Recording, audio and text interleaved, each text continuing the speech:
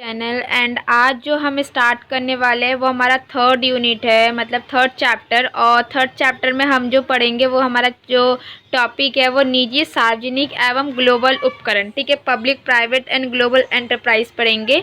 अब देखिए, हमने इससे पहले जो सेकंड चैप्टर पढ़ा था उसमें हमारा निजी के बारे में था, सार्वजनिक कंपनी कौन कौन सी होती है। और अब ये दो टॉपिक तो हमने पढ़ा ही था, लेकिन अब इसमें हम इस टॉपिक में ये भी पढ़ेंगे कि ग्लोबल उपकरण क्या होते हैं। कि हमारे जब ग्लोबलाइजेशंस के थ्रू, मतलब एक पूरे वर्ल्ड में जब हमारा बिजनेस जो है वो निजी तरीके से या सार्वजनिक तरीके से जब फैलने लगता है, ठीक है, तो उसे ग्लोबल उपकरण कहते हैं। ठीक है, तो सबसे पहले हम इसमें आज जो पढ़ेंगे, जो हमारा टॉपिक है वो पढ़ेंगे हम निजी। ठीक है, निजी हमारा क्या है, निजी किसे कहते हैं, ठीक है, निजी क्षेत्र क्या होती है, सार्वजनिक क्षेत्र क्या होती है। ठीक है, तो सबसे पहले हम ये जो टॉपिक है स्टार्ट करते हैं निजी क्षेत्र से। ठीक है, निजी क्षेत्र एवं सार्वजनिक क्षेत्र। तो सबसे पहले हमारा जो टॉपिक है, ए टॉपिक है निजी क्षेत्र। अब निजी क्षेत्र होता है क्या, अब इसको पहले हम बॉक्स के थ्रू जानते हैं। निजी तथा सार्वजनिक क्षेत्र एक अर्थव्यवस्था के सफलतापूर्वक संचालन के लिए इस तरह जरूरी है जैसे कि एक कैंची को कार्य करने योग्य बनाने के लिए उसमें दो ब्लेडों का होना जरूरी है। अब देखो क्या कह रहा है कि निजी और सार्वजनिक, मतलब प्राइवेट और गवर्नमेंट या पब्लिक सेक्टर, ठीक है, आपका एक इकोनॉमी को चलाने के लिए, एक देश की अर्थव्यवस्था को सही तरीके से और सही राह पे लाने के लिए या सही तरीके से चलाने के लिए, ठीक है, बहुत ज़्यादा ज़रूरी होती है। क्योंकि आपको पता है कि जितना प्राइवेट सेक्टर क्या कहते हैं, इकोनॉमी क्या कहते हैं, अर्थव्यवस्था में अपना हाथ देती है, उतना ही गवर्नमेंट सेक्टर भी अपना रोल निभाती है। ठीक है, तो दोनों एक दूसरे के बिना जो है वो अस्तित्व नहीं है, तो दोनों का होना बहुत ज़रूरी होता है। क्योंकि कुछ लोग जो होते हैं वो प्राइवेट सेक्टर में मिलकर काम करते हैं, कुछ लोग गवर्नमेंट सेक्टर में मिलकर काम करते हैं, और ये दोनों ही सेक्टर जो होते हैं वो हमारी जो इकोनॉमी लेवल है, देश की जो अर्थव्यवस्था है, इकोनॉमी लेवल, उसको डेवलपमेंट करने के लिए बहुत ज़्यादा ज़रूरी माना जाता है। ठीक है, तो इन्होंने एक एग्जाम्पल दिया कि जैसे आप देखते हो कि कैंची में दो ब्लेड होते हैं, ठीक है, अगर एक ब्लेड नहीं होगा तो दूसरा का कोई अस्तित्व ही नहीं रहेगा, दूसरा कोई कार्य कर ही नहीं सकता। ठीक है, तो इसीलिए कि दोनों अगर है तो ही कार्य हो पाएगा। अगर इन दोनों के बिना, अगर इन दोनों में से कोई भी एक नहीं है तो उसके बिना जो कार्य है वो कार्य हो ही नहीं पाएगा, वो सक्षम ही नहीं हो पाएगा। ठीक है, तो सबसे पहले हम जानते हैं कि निजी क्षेत्र है क्या। निजी क्षेत्र, निजी उपकरण का अर्थ हम जानते हैं कि निजी क्षेत्र ऐसे निजी उपकरण भी कह सकते हैं। ठीक है, निजी क्षेत्र के उपकरणों की स्थापना निजी स्वामित्व, प्राइवेट ऑनरशिप के रूप में होती है। मतलब इसमें जो ऑनरशिप होगा वो प्राइवेट रूप के थ्रू होगा, इसका खुद का स्वामित्व होता है। ठीक है, ये एक अकेला नहीं है, इसका खुद का अस्तित्व होता है। ठीक है, इस क्षेत्र के उपकरणों को निजी कहने का अभिप्राय यह है कि इन पर स्वामित्व पूर्णतः निजी लोगों का होता है। देखो, यानी मैंने अभी बताया कि इन पर जो स्वामित्व होता है, इन पर जो अधिकार होता है, पूर्णतः किसका होता है, निजी लोगों का होता है, प्राइवेट लोगों का होता है। ठीक है, और किसी भी राज्य या केंद्रीय सरकार का स्वामित्व के दृष्टिकोण से कोई हस्तक्षेप नहीं होता। और इसमें क्या होता है कि गवर्नमेंट का इसके ऊपर कोई भी हाथ नहीं होता। मतलब प्राइवेट सेक्टर में कोई भी गवर्नमेंट या कोई भी केंद्रीय सरकार इसमें हस्तक्षेप नहीं कर सकती, अपना हाथ नहीं डाल सकती। हाथ मतलब कोई भी या रूल्स रेगुलेशन नहीं डाल सकती, उसके ऊपर कोई पाबंदी नहीं लगा सकती, इनका खुद का एक अस्तित्व है। ठीक है, तो ये निजी क्षेत्र के फायदे हैं। दूसरा क्या कहता है, अब इन्होंने आपके निजी क्षेत्र के बहुत सारे रिलायंस कैपिटल, रिलायंस कम्युनिकेशंस, ठीक है, रिलायंस इंफ्रास्ट्रक्चर, ठीक है, तो ये सारे दे रखे हैं, आप इनको पढ़ सकते हैं।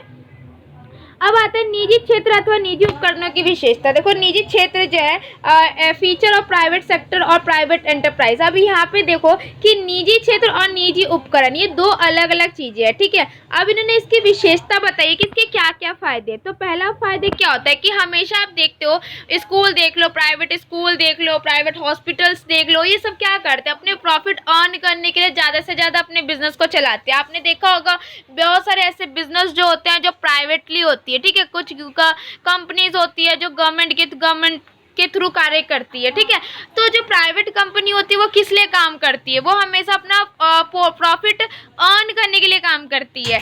तो यहाँ पे उनका जो काम करने का जो उद्देश्य है वो प्रॉफिट अर्न करना, प्रॉफिट मोटिव के लिए ही काम करती है। तो इनका जो उद्देश्य क्या है, लाभ उद्देश्य। तो निजी क्षेत्र का उद्देश्य अत्यधिक लाभ अर्जित करना होता है। कि क्या है कि ये लोगों को सर्विस कम कम देते हैं और उससे ज़्यादा ये प्रॉफिट अर्न करने के बारे में सोचते हैं। ये अपने बेनिफिट के लिए ही काम करते हैं, ठीक है।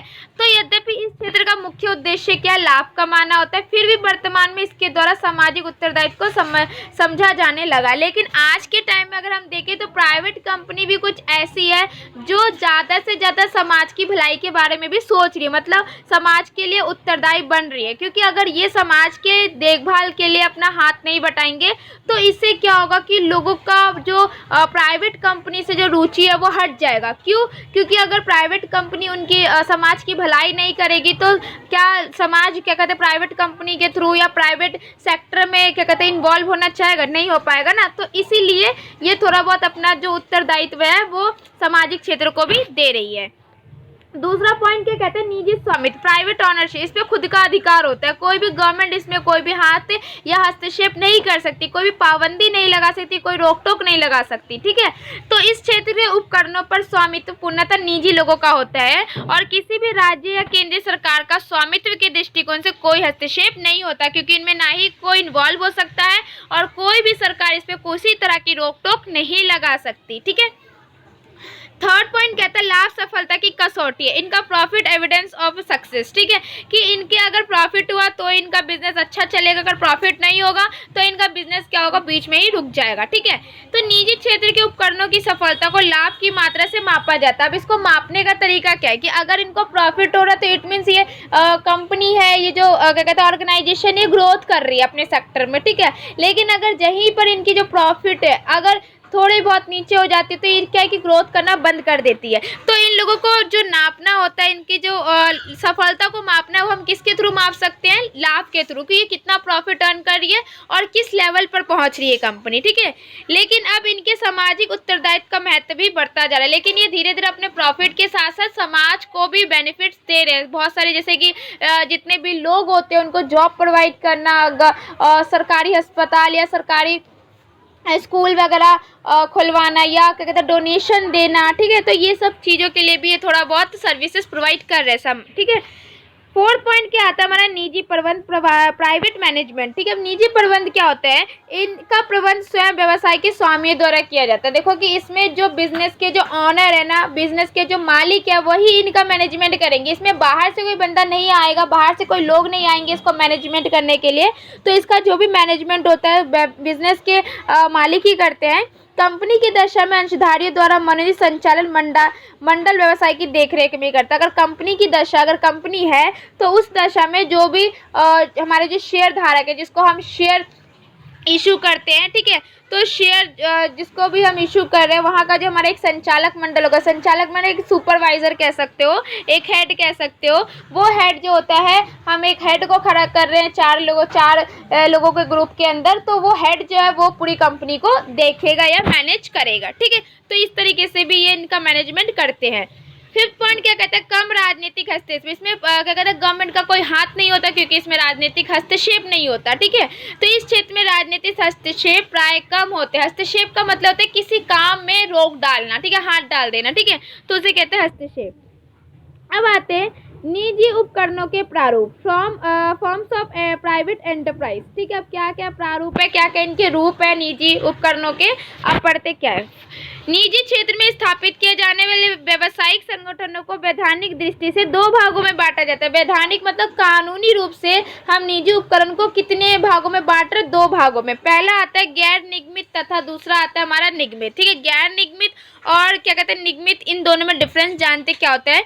गैर निगमित श्रेणी में आने वाली व्यावसायिक संगठनों को बिना किसी पंजीकरण के शुरू किया जा सकता है। देखो प्राइवेट की में क्या होता है कि जो गैर निगमित श्रेणी में आने वाले जितने भी हमारे व्यावसायिक संगठन है, जितने भी हमारे बिजनेस ऑर्गेनाइजेशन है, उसको बिना रजिस्ट्रेशन कराए हम शुरू कर सकते हैं, ठीक है। अर्थात इनको प्रारंभ करने के लिए किसी अधिनियम के अंदर स्वीकृति लेने की आवश्यकता भी नहीं होती। अगर हमें कोई भी बिजनेस स्टार्ट करना है तो इसके लिए हमें किसी भी क्या कहते हैं गवर्नमेंट की एक्ट को या क्या कहते हैं किसी भी कानून के लॉ को फॉलो करने की ज़रूरत नहीं पड़ती या उनकी आवश्यकता नहीं पड़ती, ठीक है, आगे लेने की ज़रूरत ही नहीं पड़ती। लेकिन दूसरी अगर हम निगमित श्रेणी की बात करें तो व्यावसायिक संगठनों को प्रारंभ करने के लिए विभिन्न व्यवसाय से संबंधित अधिनियमों के अंतर्गत पंजीकरण करवाना आवश्यक होता है, जैसे हमने पार्टनरशिप में पढ़ा था, ठीक है।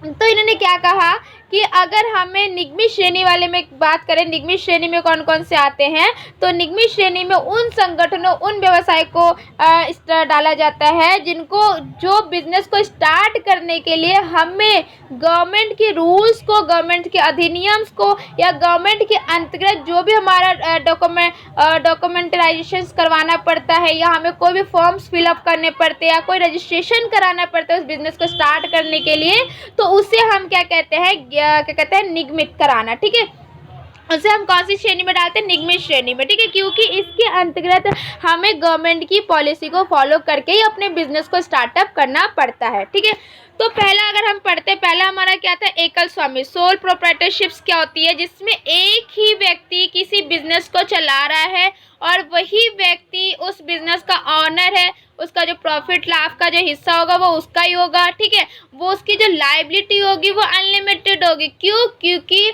वो अपने क्या कहते हैं, बिजनेस अगर उसका लॉस में जाता है या वो बिजनेस से बिल्कुल तरीके से क्या कहते हैं, ख़त्म हो जाता है। ठीक है, तो जो भी लॉस जो बियर करना पड़ेगा उसको अपनी खुद की प्रॉपर्टी को बेच कर, ठीक है, अपनी लायबिलिटी को चुकाना पड़ सकता है। ठीक है, तो उसे कहते हैं एकल स्वामित्व, जो हमने फर्स्ट चैप्टर में मे बी सेकेंड चैप्टर में हमने इस टॉपिक को क्लियर किया था। ठीक है, तो एकाकी व्यवसाय में जैसा कि इसके नाम से स्पष्ट है कि इसमें केवल एक ही व्यक्ति का स्वामित्व होता है। ठीक है, मतलब एक अकेला व्यक्ति किसी बिजनेस का मालिक है। ठीक है, यही व्यक्ति उसमें पूंजी लगाता है, यही व्यक्ति उसमें पैसा लगाएगा, उसका प्रबंध करेगा, उसका मैनेजमेंट करेगा, उसका जोखिम भी उठाएगा, क्योंकि रिस्क जितना ये उठाएगा उसको प्रॉफिट भी उतना ही होगा। क्यों? क्योंकि अकेला व्यक्ति है और इसको अपने प्रॉफिट शेयर करने का भी किसी को ज़रूरत नहीं पड़ेगी। ठीक है, तथा संपूर्ण लाभ हानि का दायित्व भी इसी का होता है कि जितना प्रॉफिट होगा ये इसी का होगा, जितना लॉस होगा इसी को बियर करना पड़ेगा। ठीक है,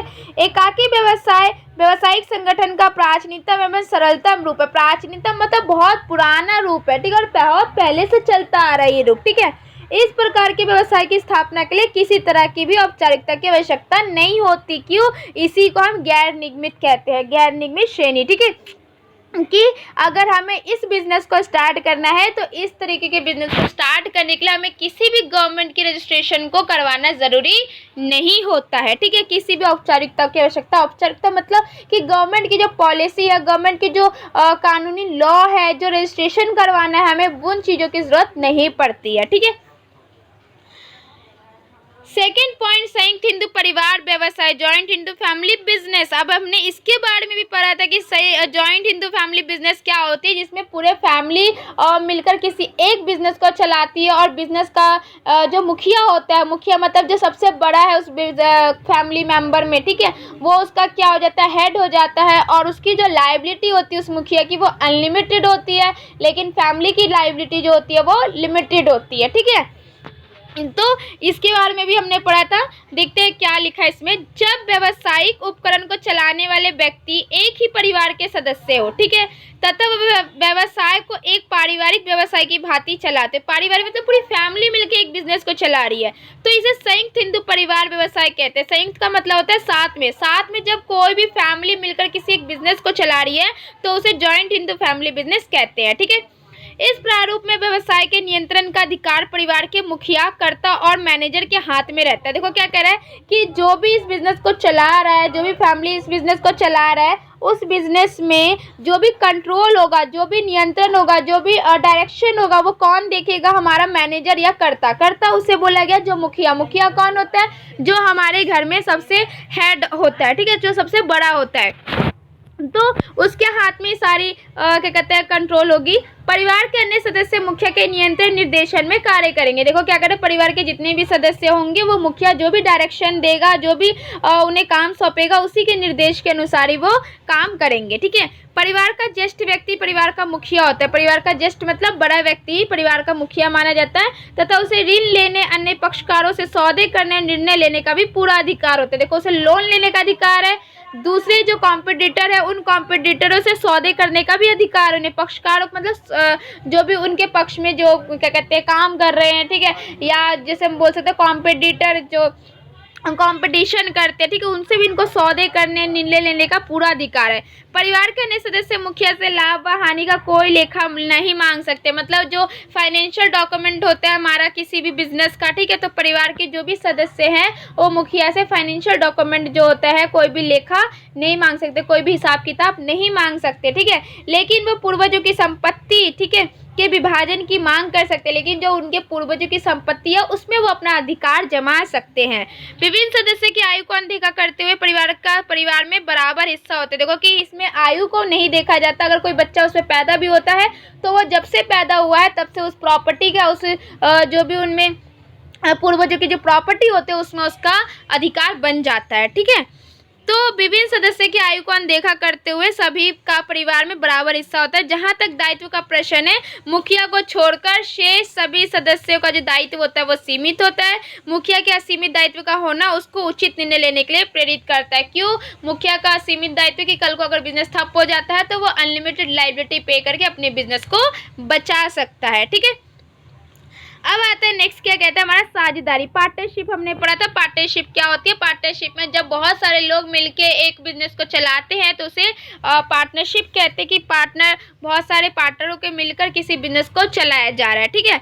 साझेदारी के अंतर्गत न्यूनतम 2 व अधिकतम 50 व्यक्ति एक समझौते के आधार पर किसी व्यवसाय को चलाते हैं। समझौते मतलब यहाँ पे एग्रीमेंट हो रहा है, ठीक है, और इसमें क्या होना चाहिए? न्यूनतम 2 से कम नहीं होना, क्योंकि 2 अगर कोई व्यक्ति एक है तो उसके बीच में पार्टनरशिप नहीं हो सकती, ठीक है। 2 होना चाहिए और अधिकतम 50 से ऊपर भी नहीं होना चाहिए, ठीक है, और 2 से कम भी नहीं होना चाहिए, ठीक है। तो इनके बीच में क्या होता है कि एग्रीमेंट होता है और इस एग्रीमेंट के आधार पर वो किसी बिजनेस को चलाते हैं तथा उसके लाभ हानि को आपस में भी बांटते हैं, ठीक है। जितना जितना इनको लाभ हानि होता है उसको ये लोग आपस में बांट लेते हैं। साझेदारी व्यवसाय की स्थापना या तो एकाकी व्यापार को विस्तृत करने के उद्देश्य से एकाकी व्यापार द्वारा दूसरे लोगों को अपने साथ मिलाकर की जाती है। देखो साझेदारी व्यवसाय को इसलिए स्टार्टअप किया गया क्योंकि जो एकल बिजनेस था, जो हमारा एक व्यक्ति खुद बिजनेस करता था, उसको ख़त्म करने के लिए या उसको ज़्यादा से ज़्यादा बढ़ावा देने के लिए, बिजनेस को बढ़ावा देने के लिए हमारा जो है पार्टनरशिप को लाया गया, साझेदारी को लाया गया, ठीक है। तो क्या कह रहे हैं?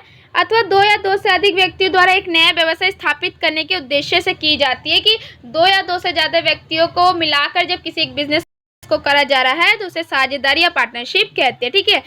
अन्य शब्दों में हम कह सकते हैं कि व्यावसायिक संगठनों की इस प्रारूप की आवश्यकता एकाकी व्यवसाय की सीमाओं में असफलताओं के कारण होती है। मतलब कि हमने साझेदारी को इसलिए लाया कि जो हमारे एकाकी व्यवसाय में जो लिमिटेशन थी, जो हमारी सीमाएं थी, जो हमारी कुछ हानियां थी, ठीक है, जिसे हम एकाकी व्यवसाय में सफलतापूर्वक व्यवसाय नहीं कर पा रहे थे, उन कमियों को दूर करने के लिए ही हमारा साझेदारी को लाया गया है, ठीक है।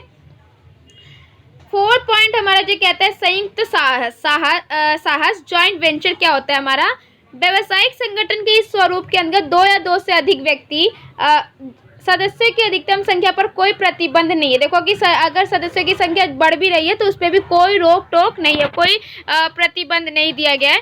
मिलकर किसी विशेष कारोबार को अस्थायी रूप से चलाते हैं, मतलब स्थायी नहीं है, ठीक है, तो किसी कारोबार को चला रहे हैं और लाभ हानि को सभी संयुक्त उपकरण पूर्व निर्धारित अनुपात में बांटते हैं। मतलब जितना जितना रेशो दिया गया उतने उतने रेशो में वो लोग अपने लाभ और हानि को बांट लेंगे, ठीक है। विशेष कार्य के पूर्ण हो जाने पर संयुक्त साहस का ठहराव स्वतः ही समाप्त हो जाता है, कि जब उनका ये कार्य पूरा हो जाता है तो वहाँ पर क्या होता है कि जो भी इन्होंने संयुक्त साहस मतलब जो भी इन्होंने जॉइंट वेंचर बनाया था ग्रुप, वो वहीं पर ख़त्म हो जाता है। जो उनका एग्रीमेंट था वो वहीं पर ख़त्म हो जाएगा। सपोज 5 दोस्त थे, 5 दोस्तों ने एक एग्रीमेंट करा किसी काम को करने के लिए, और जो उन्होंने शेयर लगाया था, उनको जो भी जितने जितने कैपिटल लगाई थी उन कैपिटल के रेशो में उन्होंने अपने आप को प्रॉफिट बांट लिया, और जब उनका काम पूरा हो गया तो वो जो उनका काम जो था ख़त्म हो गया, तो वहीं पर उनका जो एग्रीमेंट था वो ख़त्म कर दिया जाएगा, ठीक है। आगे कहता है विशेष कार्य के पूर्ण हो जाने पर संयुक्त साहस का ठहराव स्वतः ही समाप्त हो जाता है, जिसके परिणाम स्वरूप संयुक्त उपकरण को साझेदारी का दायित्व भी नहीं रहता, ठीक है। साझेदारी मतलब साझेदारों में क्या होता है कि ये लोग पूरे जब तक बिजनेस चलेगा तब तक ये साझेदार रहते हैं, लेकिन इसमें ऐसा साझेदारी नहीं रहता, ठीक है। जैसे मैंने एग्जाम्पल देखा, भवन बनाना, सड़कें बनाना, पुल बनाना, ठीक है, ये सब काम कर सकते हैं। 5th पॉइंट हमारा कहता है संयुक्त पूंजी कंपनी। संयुक्त पूंजी कंपनी क्या? हमारा जॉइंट स्टॉक कंपनी। स्वामित्व के इस प्रारूप को ऐसे व्यवसाय के लिए अपनाया जाता है जिसमें अधिक पूंजी की आवश्यकता हो तथा जोखिम की अपेक्षाकृत अधिक हो। देखो क्या कह रहे हैं, जॉइंट स्टॉक कंपनी वो होती है जहाँ पे स्वामित्व, स्वामित्व मतलब खुद का अधिकार के इस प्रारूप के ऐसे व्यवसाय को, मतलब जहाँ पे खुद का अधिकार हो और वहाँ पे एक ऐसा बिजनेस को अपनाया जा रहा है जिसमें ज़्यादा से ज़्यादा कैपिटल की ज़रूरत हो, ज़्यादा से ज़्यादा पैसे की ज़रूरत हो और रिस्क भी बहुत ज़्यादा हो। ठीक है, यह एक निगमित श्रेणी की व्यावसायिक संगठन। निगमित श्रेणी का मतलब क्या होता है, जिसमें हमारे किसी भी बिजनेस को स्टार्टअप करने के लिए हमें गवर्नमेंट की रूल्स एंड रेगुलेशंस को फॉलो करके चलने पड़ते हैं। ठीक है, तो आगे क्या करें, इसी आधार पर इसकी स्थापना कंपनी अधिनियम 1956 के अंतर्गत की जाती है कि इसके लॉ इस मतलब संयुक्त पूंजी कंपनी को किस एग्रीमेंट के थ्रू बनाया गया था, कंपनी अधिनियम 1956। ठीक है, संयुक्त पूंजी कंपनी विधान द्वारा निर्मित एक कृत्रिम व्यक्ति के रूप में होती है। कृत्रिम व्यक्ति मतलब कंपनी इज आर्टिफिशियल पर्सन। ठीक है, कंपनी अपने नाम पे पैसे रख सकती है, प्रॉफिट रख सकती है। ठीक है, कंपनी किसी व्यक्ति के खिलाफ केस कर सकती है। ठीक है, और कोई भी व्यक्ति कंपनी के खिलाफ सूट फाइल कर सकता है। ठीक है, केस मतलब सूट फाइल का मतलब होता है केस फाइल करना। ठीक है, तो कंपनी ये कर सकती है, इनको पूरी तरीके से अधिकार है और कोई भी कंपनी किसी व्यक्ति के खिलाफ भी मुकदमा दायर कर सकती है। ठीक है, क्योंकि कंपनी इज आर्टिफिशियल पर्सन। ठीक है, एक कृत्रिम व्यक्ति के रूप में होती है कंपनी, जिसका अस्तित्व अपने सदस्य से अलग होता है और कंपनी और पर्सन, कंपनी के जो लोग हैं वो दोनों अलग अलग है। ठीक है, आप कह रहे हैं इसकी एक सील होती है जिससे इसके पृथक अस्तित्व की जानकारी मिलती है। कंपनी की क्या होती है, एक सील होती है जिससे पता चल जाता है कि कंपनी अलग है और कंपनी के जो मेंबर्स है वो अलग है। इसके सदस्यों का दायित्व सीमित होता है। देखो, कंपनी के जो सदस्य हो उसकी लायबिलिटी सीमित है, लेकिन जो क्या कहते हैं जो भी कंपनी की जो लायबिलिटी होगी वो अनलिमिटेड होगी। ठीक है, इनका संचालन अंशधारी द्वारा चुने गए प्रतिनिधियों द्वारा किया जाता है, जिसे संचालन मंडल बोर्ड ऑफ डायरेक्टर्स कहते हैं। ठीक है, कि देखो क्या कह रहे हैं कि इनको मैनेज कौन करके चलता है, मैनेजमेंट कौन करता है, वो अंशधारी चुनते हैं इनको। मतलब वो अंशधारी ने चुनेंगे जिन्होंने शेयर लगाया था और शेयर लगाने के बाद ये जो होते हैं किस तरीके से मैनेजमेंट करके चलना है। ठीक है, कंपनी को किस तरीके से कंपनी को चलाना है, ये कौन करता है, हमारा संचालक मंडल, जिसे बोर्ड ऑफ डायरेक्टर्स कहते हैं। ठीक है, अब इन्होंने कहा संयुक्त पूंजी कंपनी दो प्रकार की होती है, कौन कौन सी, निजी कंपनी और सार्वजनिक कंपनी। ठीक है, तो इसके बारे में भी हम पढ़ चुके हैं। अब दोनों प्रकार की कंपनियों के अंतर मुख्य आधार अंशों का हस्तांतरण, सदस्यों की संख्या, अंश ऋण पत्र जारी करने के लिए जनता को आमंत्रित करना, जन निक्षेपों में विनियोग के लिए जनता को आमंत्रित करना, चुकता अंश पूंजी की न्यूनतम राशि। ठीक है, तो इसके बारे में हम नेक्स्ट जो टॉपिक आएगा उसमें पढ़ेंगे, नेक्स्ट पैराग्राफ में पढ़ेंगे। ठीक है, अब 6 पॉइंट क्या कहते हैं, सहकारी उपकरण, कोऑपरेटिव एंटरप्राइज। सहकारी उपकरण क्या होता है हमारा, ठीक है, सहकारी उपकरण अथवा सहकारी समिति। देखो, इसमें मैंने बताया था कि 5-6 लोग जो होते हैं अपनी मर्जी से मिलकर एक ग्रुप बना लेते हैं। ठीक है, और जो गांव के लोग जो होते हैं उनको किसी चीज़ की नीड्स होती है तो उन नीड्स को ये पूरा करते हैं, उनकी ज़रूरत को पूरा करने के लिए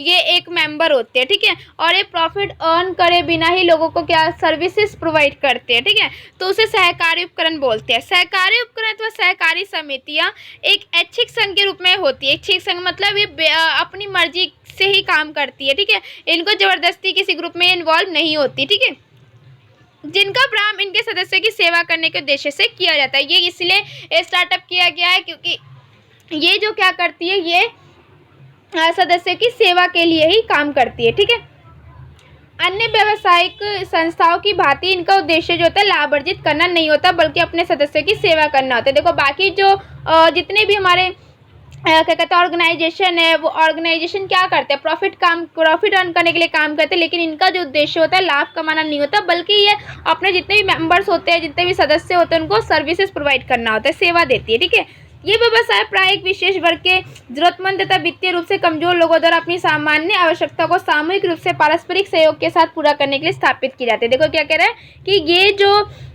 बिजनेस है, मतलब ये जो व्यवसाय है एक ऐसे ज़रूरतमंद लोगों के लिए स्टार्टअप किया गया है, या जो फाइनेंशियल कंडीशन के थ्रू कमज़ोर है। ठीक है, जिनकी आर्थिक स्थिति बहुत ज़्यादा ख़राब है, उन लोगों के को सहयोग देने के लिए, उनके सहयोग को पूरा करने के लिए इस कोऑपरेटिव सोसाइटी को क्या कराया गया है, अपनाया गया, स्थापित किया गया। ठीक है, सहकारी उपकरण का पंजीकरण सहकारी समिति अधिनियम 1912 के अंतर्गत किया जाता है। देखो, सहकारी उपकरणों का जो पंजीकरण रजिस्ट्रेशन करवाना बहुत ज़रूरी है, और ये जो समिति है किसके अंतर्गत किया गया है, अधिनियम 1912 के अंतर्गत। ठीक है, और इस पर निजी क्षेत्र के अन्य स्वरूपों की अपेक्षाकृत अधिक सरकारी नियंत्रण होते हैं। इसमें प्राइवेट कंपनी ज़्यादा इन्वॉल्व नहीं होती, इसमें गवर्नमेंट कंपनी ज़्यादा इन्वॉल्व होती है। गवर्नमेंट जितने भी हमारे सरकारी कंट्रोल जो होता है, सरकार जो होती है इस पर ज़्यादा से ज़्यादा कंट्रोल करती है। ठीक है, संयुक्त पूंजी कंपनियों की भांति ही समितियों को स्थायी अस्तित्व, सीमित दायित्व आदि जैसे विशेष अधिकार प्राप्त है। देखो जिस तरीके से संयुक्त पूंजी कंपनी जो है, ठीक है, उनको सारे अधिकार मिली हुई है, वैसे ही स्थायी अस्तित्व